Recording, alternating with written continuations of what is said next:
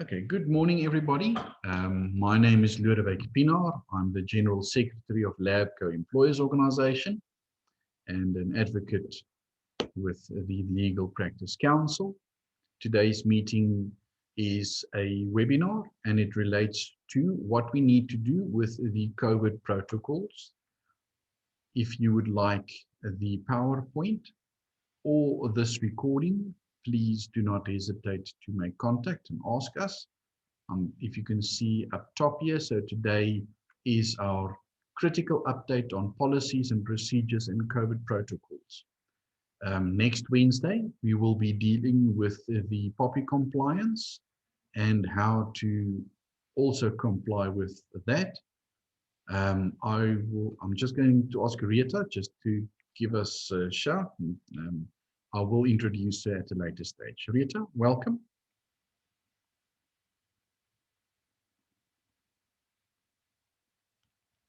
Sorry, Rita, are you there? I can see her, but we'll deal with that at a later stage. Okay, so let's start with where we are in regards with health and safety. The first thing that we need to realize is that even though some people may feel pertaining to conspiracy theories, etc., regarding COVID, the fact of the matter is that we are under a state of emergency and we need to comply with this. I don't know who managed to watch the news last night, and I'm not going to name any names, but if you do look at that one person that ripped off the mask of the ENCA reporter, and the amount of trouble he is in, not only in regards to the crimen injuria, which I'm not going to touch on, but the fact that he wasn't wearing a mask in public. And then also the fact that when he appeared in front of the judge, he wouldn't, or the magistrate, he wouldn't put up on his mask either. And the big trouble that he is in. We must realize that in regards to not wearing a mask, these COVID guidelines also makes it a criminal offense if we do not comply with this. Remember, if you were to sign, and this is a bit of free advice, if you were to sign a acknowledgement, and if you were to transgress any COVID laws, and you decide to take the fine and sign an acknowledgement of debt, you will have a criminal record going forward. So first things first, do not, for a lack of a better word, sign any documentation that could land you with a permanent criminal record. They are very difficult to get rid of. So please contact us so we can provide proper legal advice in regards to that. So what I actually want to say is that the rules and compliance required from employers in regards to a safe working space is nothing to be scoffed at. You need to look into this, and they do fall within the sphere of criminal prosecution. So let's just start with so the Department of Health published these guidelines. Now, they, of course, published these guidelines after the country was put into lockdown, and we are still under a form of lockdown, and we are still under a protected environment. Now, the reason why we need to do that is these guidelines, or the clarification of these guidelines, the correction of high definition and risk, the difference between compulsory and voluntary sets of data that must be submitted, and templates for the different reporting structures. What makes this so complicated is the fact that you are, as the employer, getting quite a lot of information, once from the council, from the Department of Labor, from the Department of Health, and we need to comply with all of these. And the purpose is, of course, to ensure that we manage this pandemic, and in future, perhaps further pandemics. I had an interesting court case the other day where, and I don't know for the younger people around the table, the serious implications that HIV and AIDS had, and how people reacted and how they ostracized people that had those diseases, and how that was a very, very big thing. Remember, this falls in exactly the same category. You cannot willy-nilly go around and accuse people of being COVID positive or treat this as nothing. You will seriously end up in problems if we do not deal with this disease and the people that may have the disease in a dignified and legal manner. Okay, so how do we comply? And who do we comply to?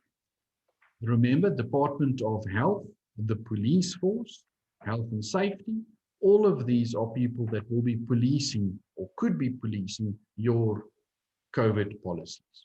So there are two broad categories. I don't know how they decided on this, but there are companies with less than 50 employees and companies with more than 50 employees. If you have less than 50 employees, it's one set of rules. If you have more than 50 employees, it really kicks into high gear, but all people need to comply. So all employers with more than 50 employees and employees in mining operations, regardless of size, are required to submit detailed data. I'll get to that in terms of these guidelines. All employees, regardless of the number, also need to comply. And what is it that we need to submit?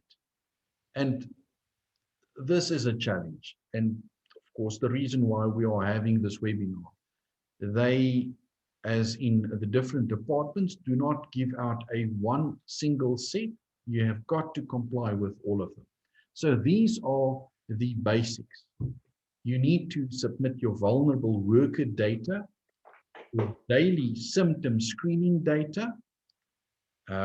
Again, there's a difference between less than 50 and more than 50. Your COVID-19 testing data, your high exposure or risk in the workplace, and post-infection outcome and return to work data. So these are the broad lines that they are looking at that we must submit. Do I need a policy? The answer is yes. So the first thing that will happen is that, or that could happen, is that whether there be an infection at work or whether it's a random screening or a random test, when Department of Labor walks in, and I presume they will be the first ones to touch on this. It could also be the police force, and it can also be a party that complains, and it can also be the compensation commissioner. So any of these policing fraternities could end up at your workplace, and the first thing they are going to ask for is, give me your policy and the file where you are keeping the data. If you cannot reach out and pull that from your filing cabinet and give it to them, your trouble has already started. Remember, this came into play in November of last year. So, and I'm not suggesting any backdating. I think if you did not comply until now, but you should have a policy with all the supplementary documents for November, December, January, and starting with February. So we are already behind if we did not comply. Mute.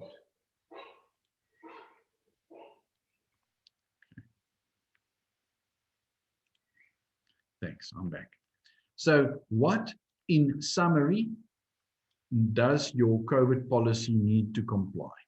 It is, of course, an explanation of what COVID is. So there's an introduction, the application of this policy, the employer's responsibilities must be listed, your health and safety committee and your health and safety reps, what are their responsibilities, the controlling of exposure, illness in the workplace, compensation, for the disease, verification of information, and consequences of breach. That would now be if your employees were to breach this policy or if you were to breach this policy. This must all be contained within this policy.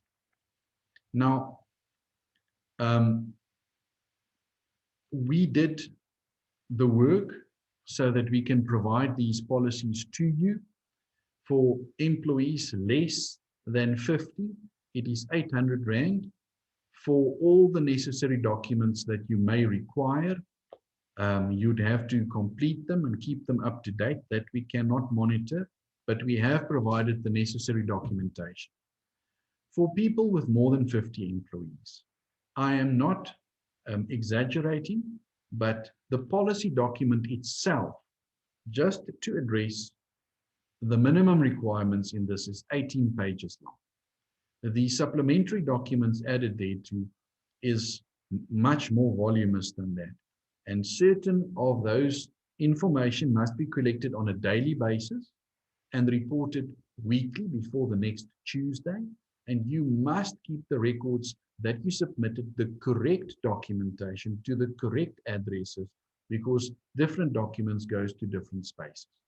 So what will be in the basic pack that, or not basic, the pack that we provide is absolutely correct.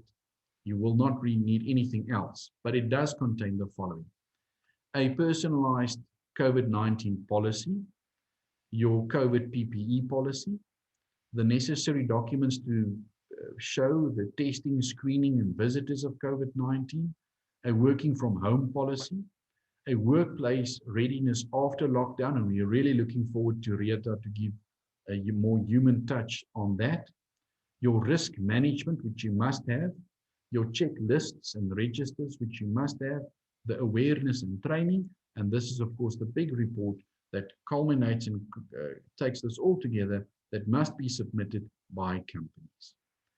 I'm going to ask Emmy just to join us quickly. Emmy, if I could then ask you on the compliance of this, in broad terms, where do I need to revert and report to and give this documentation to? Good morning, everybody. Just to apologize, I think my video is off. I was unable, I'm not hiding, I was just unable to get it to work. I just want to quickly just correct you, Ludovic, sorry. The COVID-19 policy only for the amount of 800 Rand there, that is just the COVID-19 policy alone. The second option, which is the total package, that applies to companies with more than 50 employees and less than 50 employees.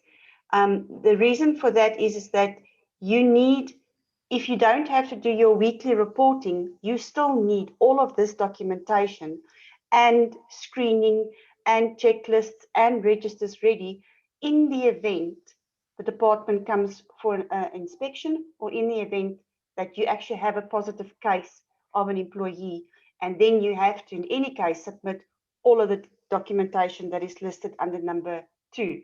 So what basically happens is the National Institute of Occupational Health and Safety, they are the centralized point where all this information will go to.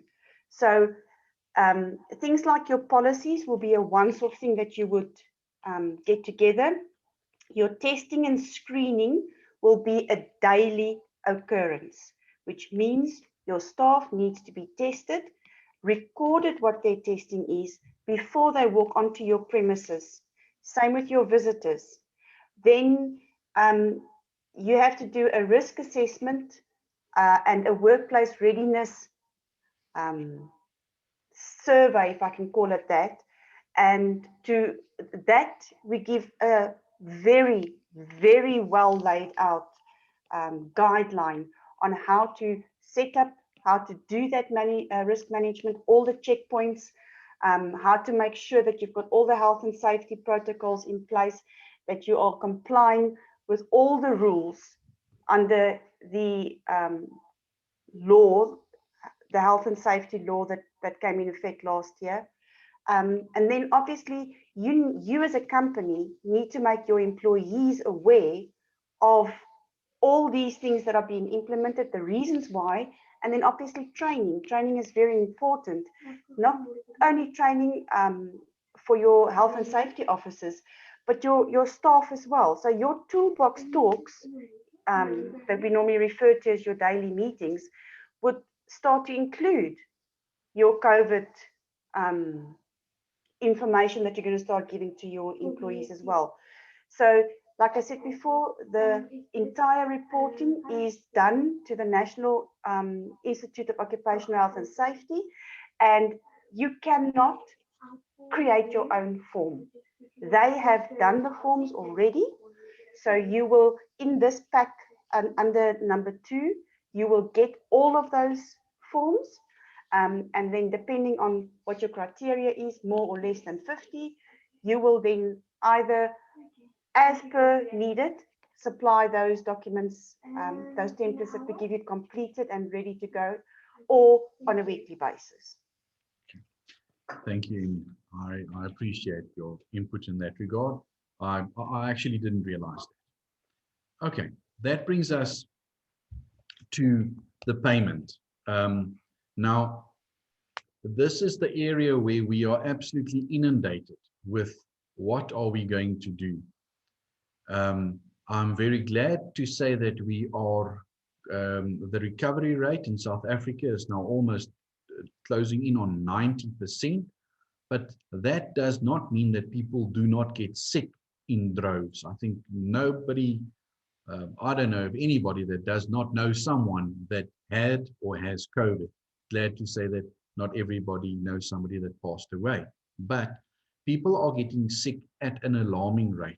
And if you have a workforce of 100 employees, well, it's even more so if you've got a small workforce, and people start taking sick leave, and this is not a normal cold, it is 7 days and 10 days and this, and you times that by your workforce, you will end up in a serious deficit in regards to not only production, but also what you pay out in terms of sick leave.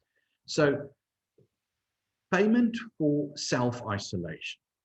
Now, if you get COVID at the workplace, I'm going to start with number 4. If you get COVID at the workplace, a colleague infected you and you got it at the workplace, it is an injury on duty, an IOD. And therefore, of course, either your FEM or the Compensation Commissioner takes care of those payments. Of course, there are different rules for that. But that also, of course, triggers an automatic audit on all the policies, because you can imagine if you are being cautious about paying out sick leave, how is the Compensation Commissioner feeling about paying out for this injury, because it's inundated with applications and false applications in that regard. So self-isolation. Self-isolation is where I, as the employee, feel sick. I think I might have been infected and I've got something in my throat, and my aunt at the braai now has COVID. So I inform you that I'm self-isolating. It is, of course, rife with abuse. And we've got to get the rules straight between the real ones and the non-real ones. But the principle of the matter is that if you self-isolate and you do not have a doctor's letter, it is not sick leave. It is no work, no pay. So a person that, and we've had people that have taken about a month of self-isolation. Every time they come out of self-isolation, they have another braai, there's another infection, and they take the week off after that again.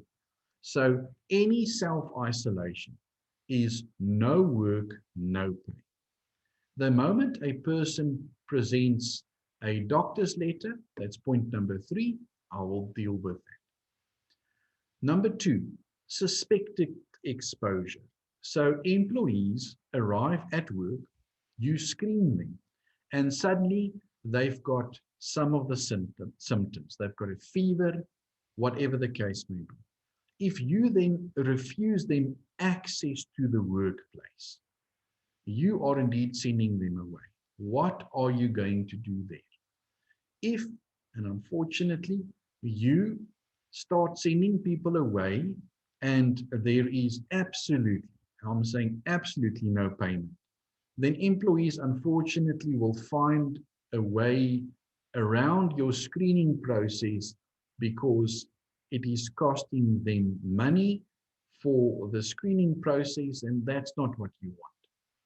On the other hand, you do not want people that are sick coming into the workplace and therefore causing an infection. So what is the right balance between this? The principle still remains that without a doctor's letter, you cannot qualify for sick leave. And self-isolation is no work, no pay. So I would suggest that you strike a balance between the two. And where you send people away, you will either send them away on a 7-day, and remember the self-isolation is 7 days. So, of course, taking into account Saturdays and Sundays. So either you will send them away and say, come back within 7 days, or you are going to send them for a COVID test. That'll take presumably and hopefully 48 hours for that test to come back. How are we going to deal with that? I would suggest that you either pay for the day that you did send them away, or that you pay for the COVID test once they bring the invoice to you. So you can see the invoice, and then they've got a certificate that says positive or not positive, and that you consider refunding the employee for that test. I would be cautious to say that you will be paying for the test. You don't know where they are going for that test. And now it comes, how are you going to get the money to the employee for them to go for the test? And that becomes a bit of a tricky situation. So I would rather say, I'm sending you away. You're not allowed on the workplace until you can present me a negative result, and then I will refund you for that test. If it takes you 2 weeks to go and get the test, I'm not going to pay for the 2 weeks. I'm going to pay for the refunding of the test. And then, as I said, perhaps the day on which you sent them away. Presumably, you do the screening early in the mornings, so that means that that person does have the rest of the day to at least go and get the screening tests done. I will address, and I can see the questions at the bottom, we will address practical concerns later. Now you've got number 3, a positive COVID diagnosis. Now either the person felt ill over the weekend, went in on the Monday, got their positive COVID diagnosis, or you did the pre-screening, you saw that there was something wrong, you sent them for the test, and now it is a positive COVID. None of these happened at the place of work. So that would be a normal sick leave. You've got the doctor's letter, and unfortunately you, and neither does the person, know when they got it or whatever the case may be. Remember, your tracking and tracing, and part of the reporting that you need to do, that would have to appear on your report so that they can have that person's ID number and see how they can track and trace further things. But it will be sick leave. So from the date of the doctor's letter or the positive diagnosis, that person has 7 days. So count the 7 days, and I would immediately inform them you cannot come back to work, but you must report back at work on day number 8 after your, you don't need a second test, a negative test to return to work. Of course, if they still have a fever, your normal screening will supplement that, but you can allow them back at work after that period. And here comes in, I'll talk about the payment first and then how to deal with them in a dignified manner. So it's 7 days, of which presumably only 5 will be working days. So that would mean 5 sick leave days that you will deduct from that employee in terms of the Basic Conditions of Employment Act and the sick leave days that works in a 3-week cycle. If a person has unfortunately run out of sick leave days in the 3-year cycle, then it will be either unpaid leave or the person will put in additional leave.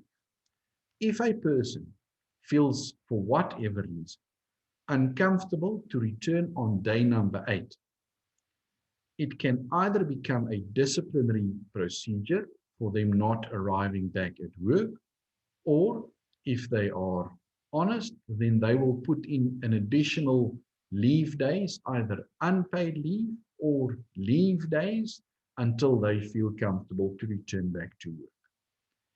I know that our speaker today will address us on how to deal with people when they come back, but they do not need to sit in the corner with a hazmat suit on, right? So they've gone through the infectious period.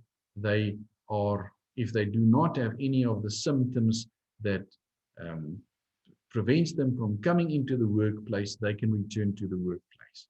Can they use the same cups and saucers and teaspoon and kettle than the rest? The answer would be a cautious yes. They can use the same cups and saucers, specifically then in an office environment. Okay. Sorry, just back to the injury on duty. So if a person got sick at work, now that would mean that there would not be one person, because there must be multiple people at the place of work so that they can infect each other. So you will have multiple cases on your hands. And that would mean that that shift, that group, whatever the case may be, will all then have an IOD claim. The Compensation Commissioner is being very difficult. Let's rather say cautious, very cautious about making payments for the IODs, because that is much more complicated than our normal 5 days off, specifically if they get really, really ill. So the first thing is they'll get some of the best medical care possible. But because it can become a big claim and there will be multiple people, they, as the Compensation Commissioner, will definitely come and audit you. And if your paperwork is not in place to their liking, or not their liking, to the standard set, you will have an IOD claim that is rejected, and the employer will step into the place of the Compensation Commissioner. And I don't think anybody wants that type of exposure. But if everything is fine and they got infected at the place of work, despite all of your policies, it is an IOD and they are covered. I will address questions on this later. That brings us to Rita. Rita, good day. How are you?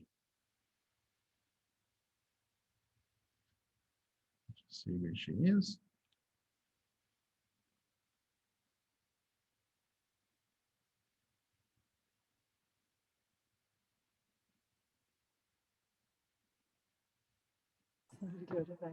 There we go. Well, thank you. How are you?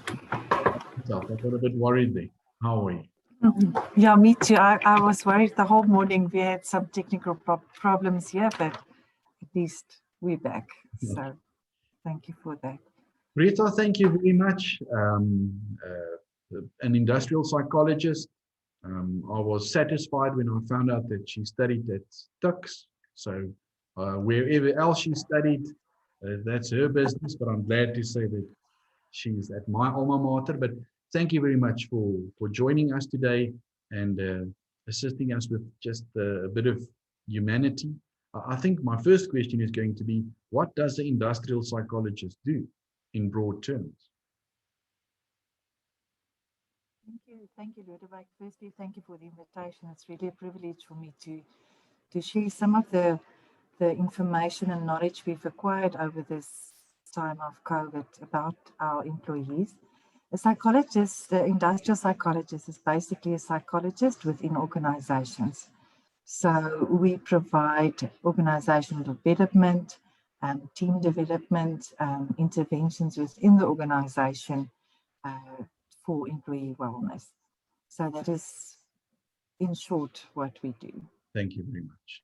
Okay, I've got your PowerPoint. You can just tell me when I should go to the next page. Thank you. Thank you, Ludovic. This is just a small piece that you can read later on with your recording or on the presentation. I don't want to spend too much time on it. I think our time is very limited. With the COVID, as employers, we've been rushing around trying to look at our income, look at our how we can salvage the problem that we are dealing with, and we're forgetting about the human beings that's working with us and for us. And this pandemic has created an enormous impact on individuals, on families, at home, and then also at the workplace. Most or a lot of companies have started on 50% wages, salaries. So we're dealing with a lot of trauma. Also, in terms of our dynamics, the basic core of humanity have changed. We cannot touch one another. We cannot, by instinct, we are able to read other people's emotions. We cannot do that anymore because we have masks on. We're not allowed to comfort one another anymore. There's almost a new dynamic of suspiciousness of who gave me this virus? Who is going to give me this virus? Where were you this weekend? Did you visit around with friends? So we have that almost a complex dynamic currently at the moment within working environments that we are dealing with. So my request here is that we keep in mind that as much as we as employers are battling to keep our organizations afloat and still profitable, that we look after the employee, because that is our basic core of production and efficacy. Right, how do I plan for major COVID related incidents? And that is, if you plan, if you inoculate, that is, prepare yourself for incident, nobody will run around within a crisis situation when one of the employees or more than one have been identified with COVID or diagnosed with COVID. So firstly, you will look at the identification of possible scenarios. How long does it take? As Ludovic mentioned, 7-day self-isolation.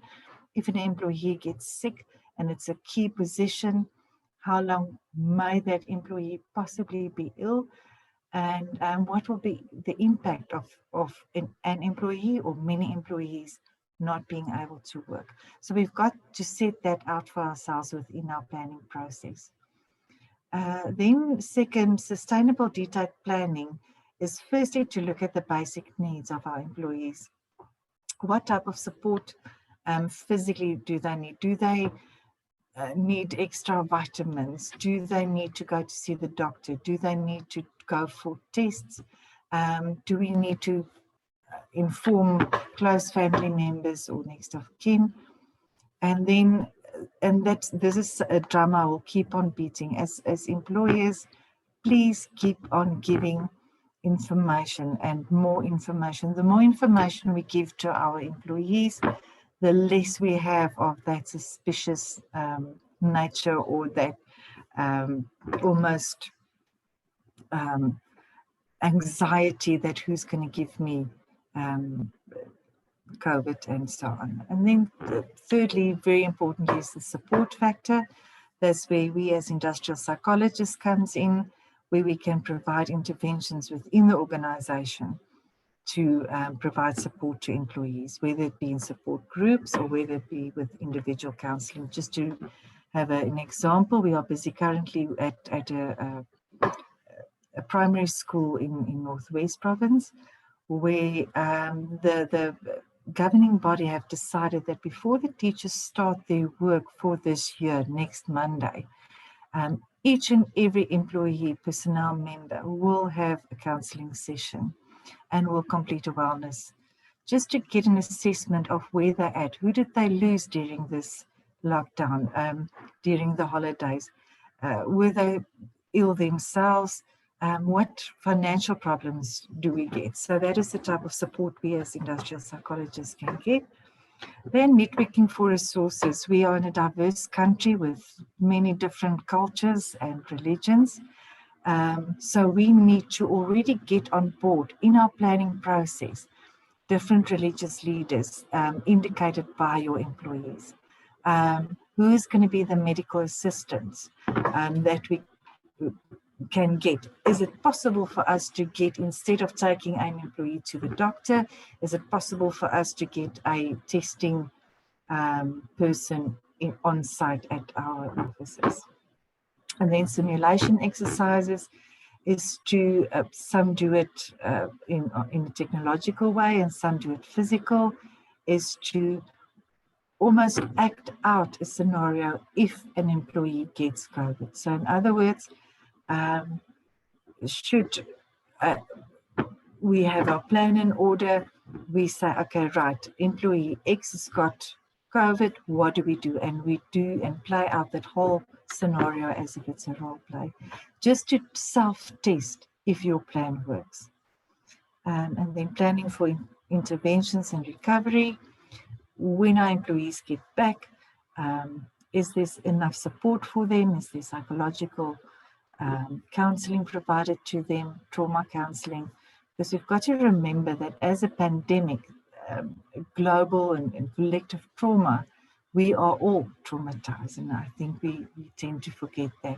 We are all stressed, we are all anxious, whether we are touched by COVID-19 or not. So we definitely need interventions for our employees. And then training of key personnel. If you as an employer feel that having a industrial psychologist on board is too expensive, or to contract one, you can always train your HR people, your supervisors in psychological first aid. And that sometimes are much worth your while in terms of support to employees. And then very important, the endorsement by top management. Our organization, and that's what we've been observing, and the organizational culture is changing. How is top management involved with it, or are they just paying lip service to, yes, there must be a COVID plan, yes, there must be COVID support, but they are not really actively supporting it. So top management must support it. Thank you, Lodewijk. Rita, just from my side, if we look at this, the training of key personnel, where would we find service providers to do that? We are ready to train through your offices. We can provide that service, Lodewijk. Thank you. Right. We just touched on it that with this COVID-19 pandemic, we are experiencing collective trauma, and we have specific psychological reactions to that event as a whole of society. It's not just an individual. I've been through a hijacking. My employee lost a parent or a life partner. It is now a collective event where everybody is touched in a direct or indirect way within the pandemic. So we all react differently, and we yourselves might feel, sometimes you feel anxious, sometimes you feel stressed, although there's no really reason for that. And that is basically due to the collective trauma and the emotions in our society. Social media is not doing us a favor in terms of that anxiety at the moment, in terms of conspiracy theories and all that other nonsense. Okay. Collective trauma is a disastrous event. If we look at previous disasters, 9/11, within South Africa, Laingsburg, there are so many disastrous events that impact that community. in this instance, it impacts the whole world. So everybody has been impacted in a more or less way. So collective trauma is thus collective memory, and it culminates in a system of meaning that allows groups to redefine who they are and where they are going. If you have been operational for some time now, you would have noticed that your organizational climate or your organizational culture might have changed due to this pandemic. We are differing on, is this a real pandemic? Some people claim it's a seasonal flu. Other people claim that it's a conspiracy theory and that governments are trying to control us. And people have integral opposing views regarding this illness. Some people are very anxious, and we as employers need to manage that. And again, by providing as much correct, accurate, scientific information as possible. Thank you, Rudabeh. Collective trauma changed the way people perceive the world and understand their relationship with their global sense of meaning, and they develop into a post-traumatic world view that is characterized by extreme vigilance and compulsive attention to threats and inattentional blindness to positive cues. I think it's really, if you observe social media or your eyes are just open around you, people have become extremely negative. We, even as something simple as traffic, we don't tend to give away to people. We don't want to help another person anymore. It's become an extremely negative environment for us. So please be aware that your organization may look very similar in that way. Employees tend to not get along with one another anymore. They are suspicious, they are anxious and very unproductive. Thank you, Rudabeh. Okay, so pre-COVID, just quickly, just to go over that, social, we could unlimitedly visit one another. We had freedom of movement and we had various and diverse activities. Our religion could be practiced at will, and we could go to church or temple or wherever we needed to be, and that was unlimited. Crime was mainly focused, and that was primarily the source of trauma, and crime was observed as opportunistic. Our family life was very fragmented between work life and home life, and it was part of our daily routine. Our career was our main source of income, main focus and priority, and also our main source of stress. And we had a perception of job security, and our finances were fairly stable. Physically, we were unlimited in where we could move, and malls everywhere. There was absolutely no restrictions. And then in the midst of COVID, we are limited to online conversations. We cannot simply visit one another anymore, whether it be overseas or different provinces. We have social distancing practice. We don't greet one another with a hand anymore. We greet one another with an elbow or just a wave. We have a fear of social contact and no public entertainment or activities, no social gatherings. And this was specifically done within the serious lockdown level 5 and then total isolation. Our religious activities have been really restricted, so we cannot practice religious or cultural activities as usual. That also goes for funerals, where people don't have the after tears party, after a funeral, the rituals before funeral cannot be practiced anymore. Our career, we are uncertain of our future. Some employees have cut down on their income. Employers were forced to have a 50% salary reduction. And again, fear of contact. Crime has now become, again, opportunistic, but due to poverty, due to a lack of income. Gender-based violence have escalated, and that very same employee which is exposed to gender-based violence comes to your office in the morning. General crime is not the main source of trauma anymore, but we are in the collective trauma, as mentioned. We have poverty-related crimes, as mentioned, and public unrest and looting. Finances are uncertain. Poverty is part of our global demographic these days, and physically we are restricted to no exercise or limited at this point in time. Forced rehabilitation, and that's part of the reactions. And when I say forced rehabilitation, I must just say it's got nothing to do with the employer. When there's an alcohol ban and our employees cannot buy alcohol, and I am addicted or dependent on the use of alcohol, I go into a forced rehabilitation. So it's almost a government proclaimed forced rehabilitation. The same went for the cigarettes and everything that went with that.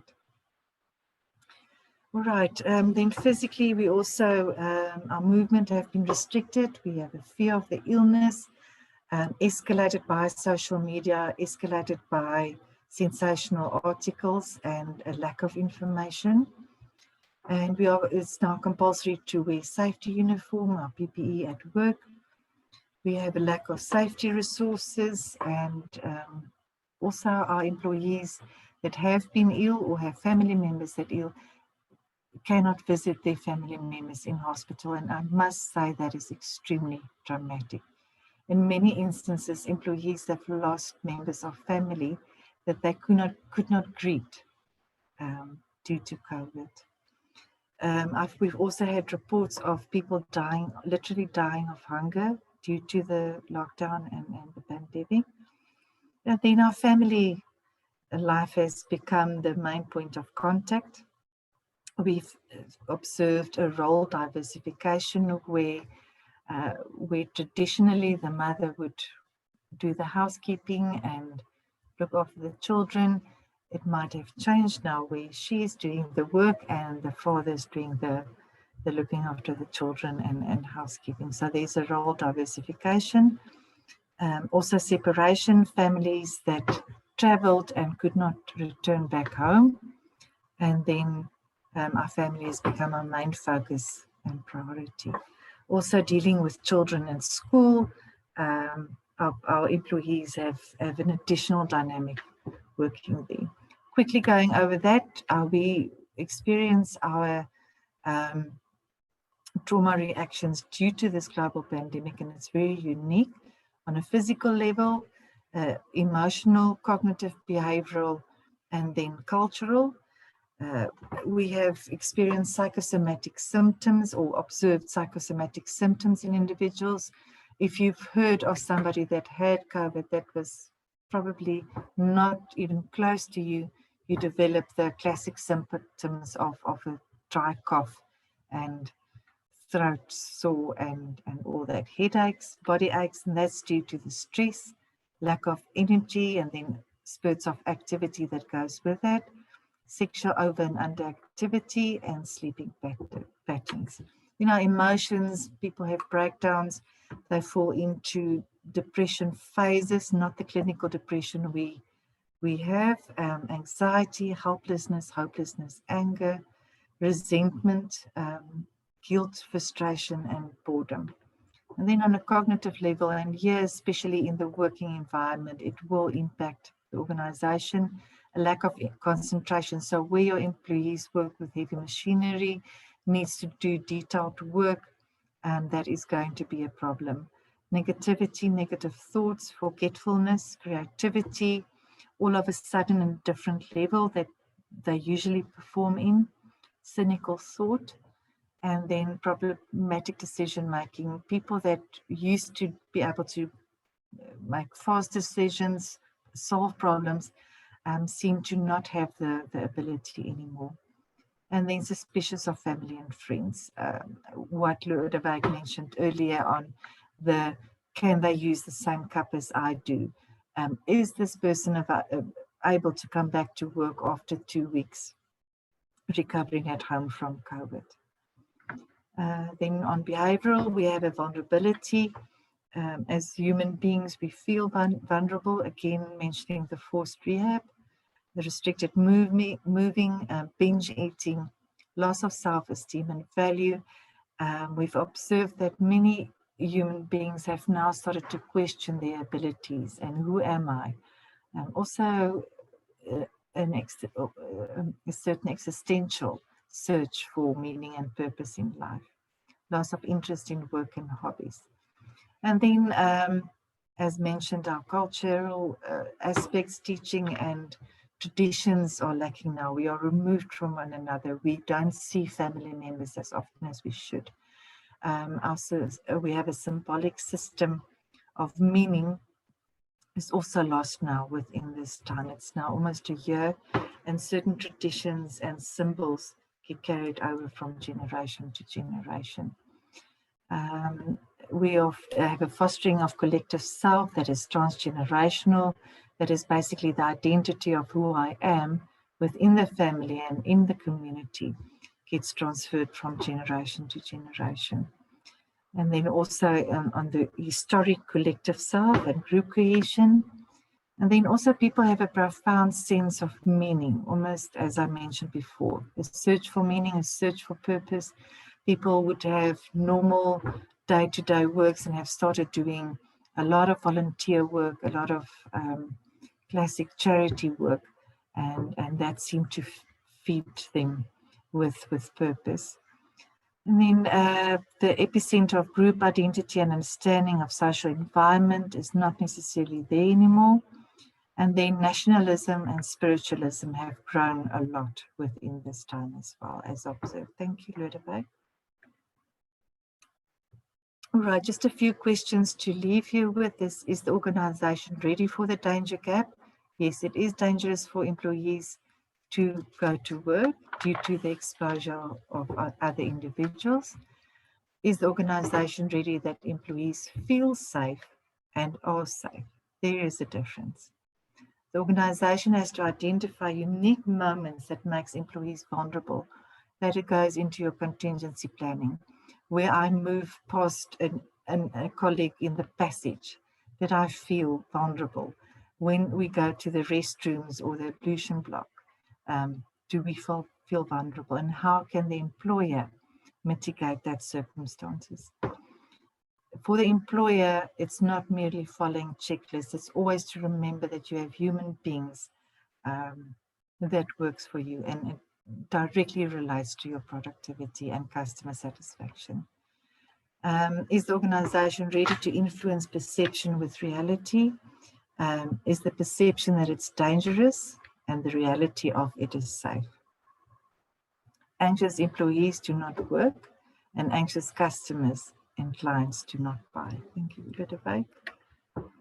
All right, just quickly, the integration is to look at the environment. Is it safe? Is it predictable, routine, physical? To look at the physical needs of the employee, the distancing, the PPE that's required, and again, information. Our organizational culture will change. How will you as employers change that organizational culture to the positive? Our interventions is psychosocial training. Firstly, again, to provide information similar to this, give information on what we are going through, to have support groups and individual trauma and general counseling. Again, a lot of our employees have lost family members in this time and experience a deep sense of stress and loss. Then information and communication, to have an implementation strategy of that communication and information, and regular communication to employees, whether it's informal or formal, on your website, on your WhatsApp groups with supervisors, or per email, or organizational letters, anything. All right, as long as it's it. Thank you, Ludovic. Thank you very much. That was very informative, and I'm looking for positive cues in there. I think the positive cue would be that we can manage this, and we will get through this with our staff intact. Okay, definitely so. Sorry, Rita. Sorry, definitely so, Ludovic. I think many employees feel that they don't have the psychological knowledge, or they're not geared psychologically, and they don't have all the foundational knowledge. And I think as long as you treat all employees with dignity, respect, you'll go a very far way. Thank you very much. Right, so I'm going to the chat bar. On email, we did receive quite a few others, but we have a total workforce of 50. However, they spread on 3 different sites, based in 3 different towns with minimal interaction. Do we fall under the 50 criteria and requirements? The answer to that would be, and I would have to really go and look, but I think they don't differentiate between workplace.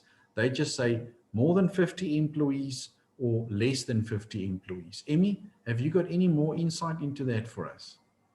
Yes, you are correct. They do not differentiate between the sites. It's got to do about the amount of employees that you have. So whether you are based on 15 sites, it comes down, if you have more than 50 employees, you have to do the big reporting, which is the once a week reporting. Okay. Emmy, questions from your side? Questions I've had in the last couple of weeks was, first of all, obviously, when did this start? This was enforced, if I can call it, I don't know if it's the right word, November last year. And we were all a little bit laxy-daisy about it, but they have now seriously started clamping down, as in there is currently 2,000 inspectors. And there's also even a list of the names of the inspectors with their email addresses and telephone numbers on the Department of Health's website and the Department of Labour's website. I have to just remind people that a lot of times you think 2,000 inspectors, there's thousands of companies, how are they going to get around? The problem we are sitting with is whistleblowers. So it is your own staff members that will go and report you and say, we don't get screened when we come in. We don't have the necessary PPE. You know, we don't know of a policy, there hasn't been a meeting. So just don't be too relaxed in thinking, the inspector is never going to get to me. Watch out. Keep your enemies close, and at the moment, it's better to have your enemy very close to you and not get into trouble. So November last year, this came in effect. Most of us did not really even give it a second thought or a look. However, from January, 2,000 inspectors, they are out there, and the majority of the reports are coming because of own employees complaining to the Department of Health or to the Department of Labour. And you need to just at least start with the basics. What will happen is, if let's say there is a complaint, Labour Department rocks up at your place, you will say to them, here's my policy. I am aware I have started doing X, Y, and Z. Like with a normal Labour inspection, they will then give you a certificate to comply, a compliance order, if I can call it that, and you will have a certain time frame in which to do everything. They will come back and they will check you again. If they come back and you then still don't comply, that's where the pawpaw is going to hit the fan, because that can be either a fine to the owner of the company. It can mean they can shut down your business until you are compliant. It can be a prison sentence to the owner. It can be a fine and a prison sentence and shutting down of your premises, depending on the severity of your non-compliance. So it's really, don't want to, scare anybody, but it's really not a joke. It can have very serious consequences. Yeah, I agree with that. I mean, all of those things are correct, but Department of Labour, specifically when it comes to COVID, they won't hesitate to shut down your site or your office or your sites, and they'll just keep you locked until you have complied. So better keep this in place at the beginning. Any other questions? Most of the questions are also regarding the submission of the information. There is a portal on the national NIOH's website, and you register at that portal. And that is where you would upload all these templates of documents that you need to fill in and then keep on record. So that is how you would. Now you have an option. You can do it yourself, which I'm sure anybody in HR or I suppose this is new job creation for the government as well, because I think this is how they get when they say we are making new jobs. Because this is basically a full-time job. You would need to have somebody on a daily basis collect your sheets, fill it in onto your spreadsheet, and then on a weekly basis upload it. Make sure your checklists for your PPE is correct. Make sure that your meetings are being held by your health and safety. So I suppose this is new job creation, and I suppose one day we will have a name for this person that's going to be doing this. But at this point in time, I'm going to assume most companies will have their administrators or their HR personnel doing it as part of their job function. You can ask Labco to assist and refer you to a company that can do the submissions for you. Obviously, that will be at a fee. If you need any information like that and you don't have the facilities to do it yourself, please contact our office. I will gladly refer you to the right people. We can get in contact with them and they can give you a quotation. There's also the option to have an outsourced company physically come in and do all of your assessments and your policies and so forth. But again, like I said, that will be at a fee. So anybody that needs further assistance, questions, either email admin@leolaw.co.za or email info@leolaw.co.za. You can contact me at the office as well. The telephone number is on the screen there, and we will try and assist as far as possible. We are all learning as we go at the moment. So none of us have, I think, the right answers at the moment. It feels to me at the moment like we did last year this time when they announced that we were going to go into lockdown, and all of a sudden our worlds got turned upside down. Now they're turning our worlds upside down with new legislations with health and safety, new legislations with POPI, and we are all learning as we go. So this is an ever-evolving situation, and please, any information given is guidelines. It's not set in stone, and it can change. Like we saw last year, I think this is the 4th version of this guideline that came out in November. So there will be changes as maybe we get a 3rd wave, or maybe it all disappears. I don't know. But we will keep you updated. We are trying to keep our finger on the pulse here. Thank you very much. So I think we unfortunately need to cut it short to stay within our timeframes. I know that there are lots of questions regarding how should I do payment and what payment should be made and how do I pay my employees. So please, we are here. Give us a call. We've dealt with all the questions. We've got the answers, and we'll make sure that you get a copy of this PowerPoint. And if you need a copy of the recording, please do so. Ask for it. Thank you very much, Rita. Again, thank you for your assistance. Thank you, Emmy, and have a good day and be safe. Thank you. Bye.